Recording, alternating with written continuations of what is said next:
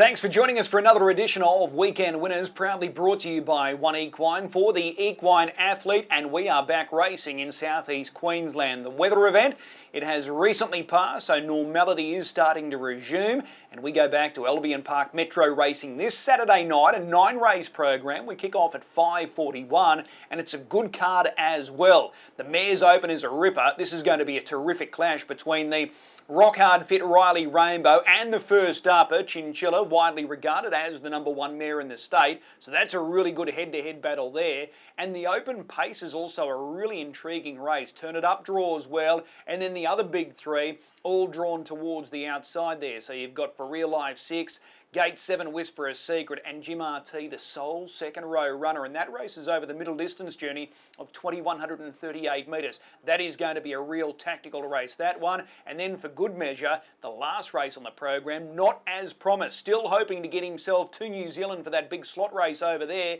He steps out in the final race, standing starter conditions, and he starts off a handicap of 20 metres. So there's something for everyone at the Creek this Saturday night. In this edition of Weekend Winners, we're going to catch up with Nathan Dawson and Shane Graham. Nathan Dawson slides into the hot seat. He's got a good book of drives, as you would expect on Saturday night at Albion Park, and he's with us now. Nathan, appreciate the time.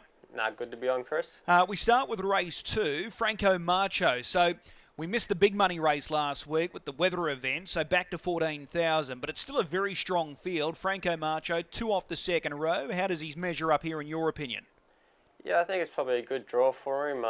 Obviously, he's got a good turn of foot, so if I can find the right helmets and produce him late, he'll be thereabouts. When you look at that front line, it is loaded with speed, so do you expect a fast opening fraction here? Yeah, I do, and the faster the better for us.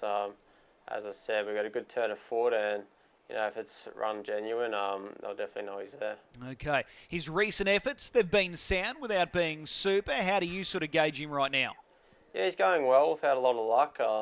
Draws haven't been to his liking, and races probably haven't been run to suit. But if they are Saturday night, I've got no doubt that he's up to them, and to run a good race. All right. Do we go in with a little bit of trepidation this Saturday, given that we've missed racing for over a week now? So some horses may have missed some work, some may not have. So is it a little bit unclear of what to expect this weekend? Yeah, I think that's fair to say. Obviously, with the weather, some horses got worked, and some might have missed some. So you don't really know what you get when you're racing week to week. Okay, race 3. This is the Mares Open. Great race as well. You're driving Chinchilla, widely regarded as the #1 mare in the state. She's fresh up. She was awesome last campaign. Are you excited to have her back? Yeah, I am. It's been a long time to get her back, and she did what she did last year, and I think she's going to be better again this year. Okay, she was able to get a trial before we had the shutdown. Were you happy with what she delivered in that trial? Yeah, trialled really good. Probably last week we were going in a little short, but I think the delay is definitely going to help her with a bit more work under her.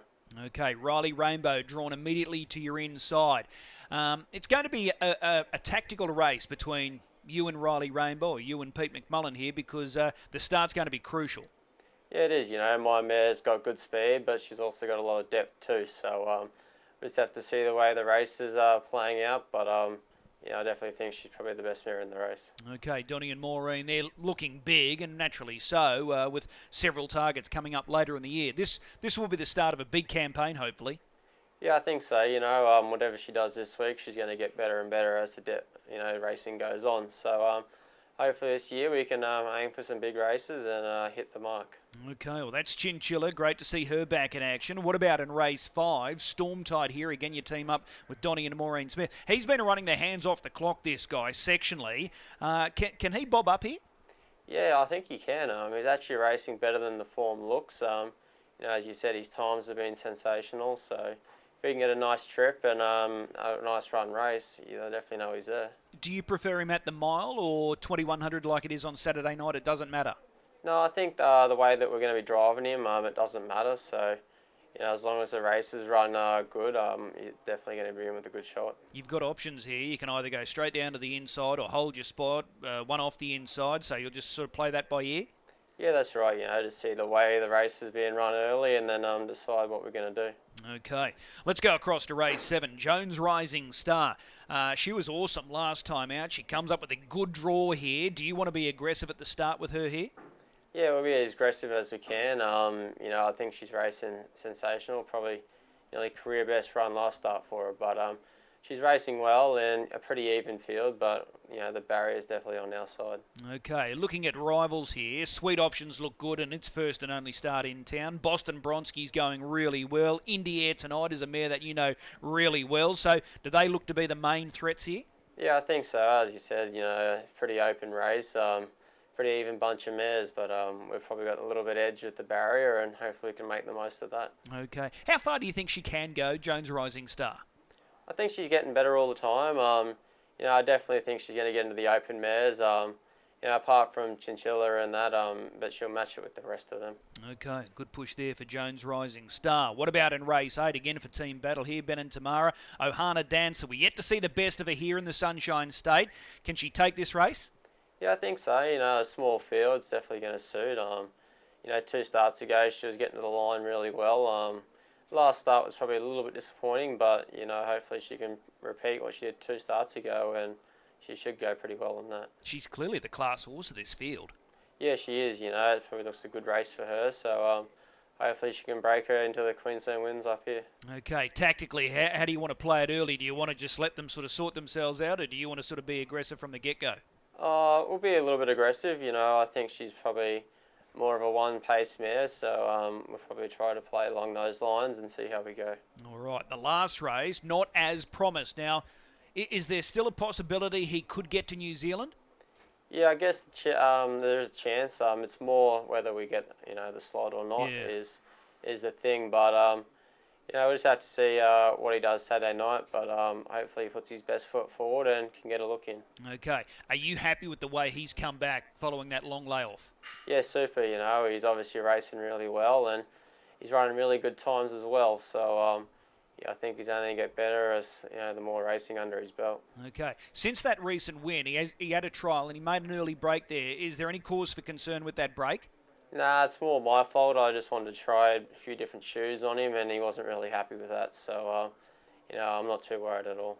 Okay. The rivals here, they all look capable. Get used to it. Is that the one you probably fear most? Yeah, he's obviously got the, head start on us, but if we get away, obviously, our horse has plenty of ability and he's shown that, so, I'm not too worried. Okay. Do you know if there's a plan B if you don't get that slot for New Zealand? No, I'm not really sure yet.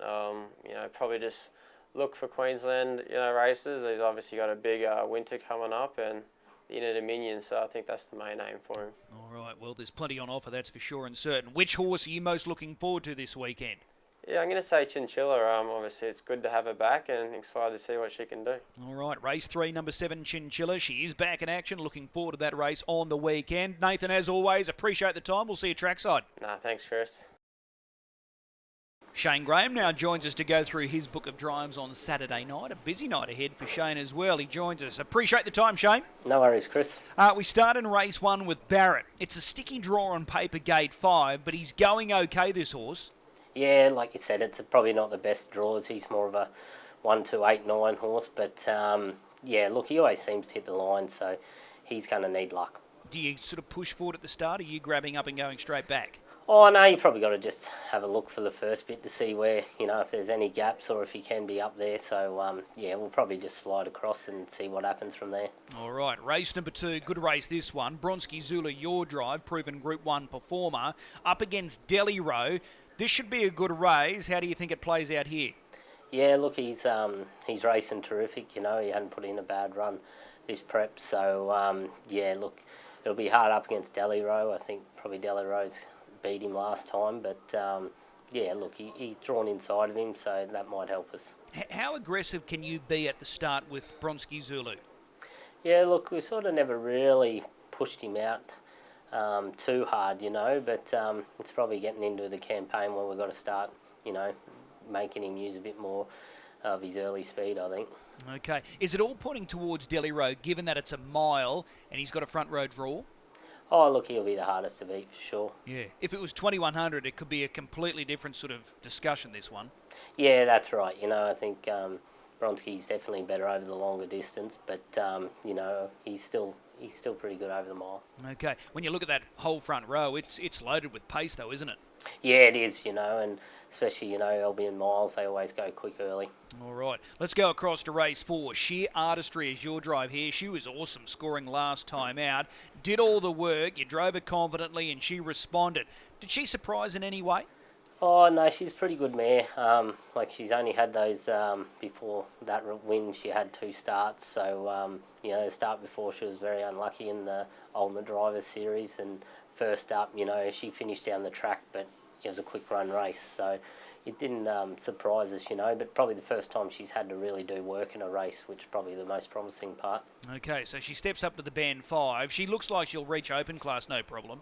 Yeah, I think she will be an open mare, she'll need luck against Chinchilla and those mares, but I think she can follow any speed and, she can do work if she has to, so she'll get through to open. All right, with this race on Saturday night, Soap Opera, another key runner drawn in on your inside, but she's not noted for early speed. Do you have an early look here?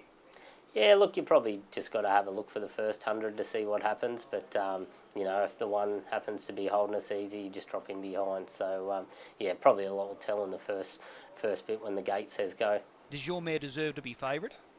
Oh, probably not. I think Soap Opera, what she's done, and from the barrier draw, she should be favourite. Okay. Race number 5, Mossdale Terry. Now, he disappointed last time out, so we'll find out what happened there, but gee, looks the class runner of this field. Yeah, look, he's like that most weeks, isn't he, but last start, I think it was more my error by backing him up, the week before probably took more out of him than I thought, so he was, to be honest, that's the first time he's probably disappointed us, so that was just my fault, but he's had, a week off from the races, and he'll bounce back. Okay, so he's trained on since that defeat last time out? Yeah, mate, yep. Okay, are you going forward here? Yeah, you got to go forward, it's he's run placings no matter where you go, so we'll go forward. Okay, well, that's Mossdale Terry. Looks a terrific chance there. What about the old boy? Turn it up in race 6. This is the Open. He's got brilliant speed. He was probably a little disappointing first up. He was much better last time out. Were you pleased with the way he hit the line? Yeah, he was very good, I don't know if there would have been how much there if he had got out, but he generally does when he's travelling still around the turn. He always gives a kick, so I was very pleased with his run, and so hopefully we're back on track. Okay. I'm sure you've poured over this race a few times since the field was released, so can you just lead here and then wait for the first horse to charge around the outside? Could that be for real life? Yeah, that'd be the ideal scenario, I think. Okay. Is that how you think it will play out, though? Oh, probably not. Okay. All right. Do you want to get involved early? Oh, look, he's got, natural gate speed, so you do go forward. But, we don't want to be opening the handlebars out and going silly. So we'll be conservative. But, a lot will be said in the first 100. All right. The big 3 are all down the bottom here for Real Life Whisperer Secret, Jim RT. If you could only pick one, which one do you fear most for this race? Yeah, look, I think Jim RT, especially going over the distance, I thought he was terrific last start over the short trip and wide off the track. So, but any one of those 3, they're class horses. But, Jim RT probably I thought was real good last start. Okay. What about in race 7? This is a filly that's continuing to improve every time she steps out. Boston Bronski, half-sister to speak the truth.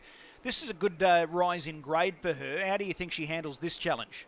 Yeah, look, I think she's up to it. It was a step up in grade last start, and I thought she stuck to her guns great the last 200 against a nice quality colt. So, it's a step up, but she keeps getting better every start. So, I don't think she'll too far from the action. Okay, she looks versatile as well.